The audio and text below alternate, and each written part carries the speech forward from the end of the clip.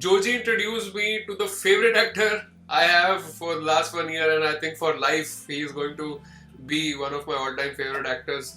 And people here know my biasness towards him because we have so many videos just based on him on this channel. So I happened to watch Joji after TGIK, and I was blown away, literally blown away. And this is without any biasness. Everyone will agree with me, not just on the panel but the listeners also, that Fahadh Faasil in Joji was commendable beyond words. I mean, his performance, not just performance, I mean, even before performing that character, his transformation into that character, losing all that weight and looking like that character, and then belonging in that world.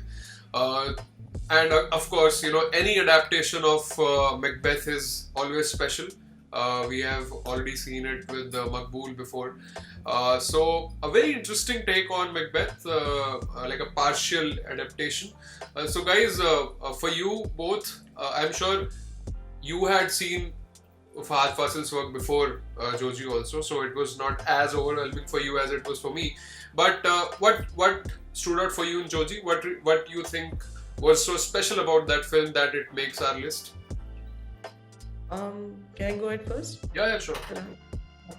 So for me, because I had already seen Fahad's work, for me Joji wasn't really about Fahad. It was about everyone and everything in that movie.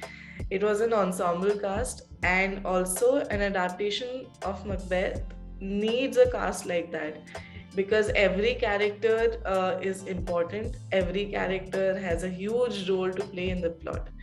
And not just the cast, but also the cinematography, the music was just insane. So I think this is probably one of the best Macbeth adaptations that I've seen, and also the fact that they made it their own. This was like a proper regional adaptation, and also one of the first movies, I think, in 2021 that addressed the fact that we're in a post-pandemic world. Yeah. So I think that was a very interesting thing for me about Joji. I was very happy to see that, okay, they're addressing this in the storyline now. Fahadh? So I think Joji was the movie in which I started observing and appreciating the technical aspects, as Sneha said. The cinematography was just exquisite. The background score, I remember, was very haunting. And, I think we discussed it again on your podcast only, Keshav, and you had at length spoken about the sound design and the way it was approached.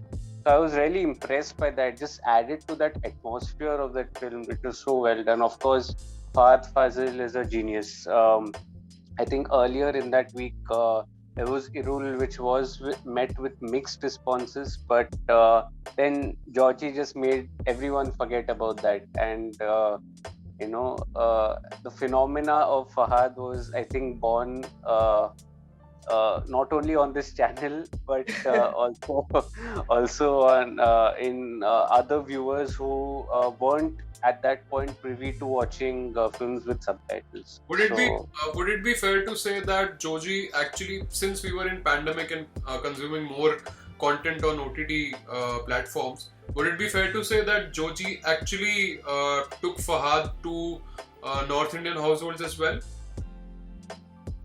It'll be a little too soon to say that. I would say I would like to reserve my comments. I think at least till Pushpa 2, the second part of Pushpa, when it comes out.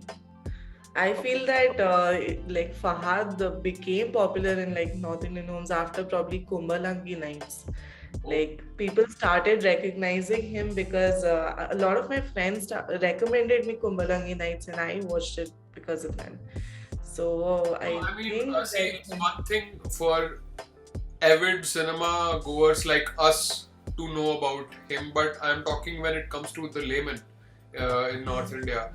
So that way, I think after Joji, even Malik came, and then of course before that, So I think it definitely helped him reach a bit more outside Kerala, if not pan India yet.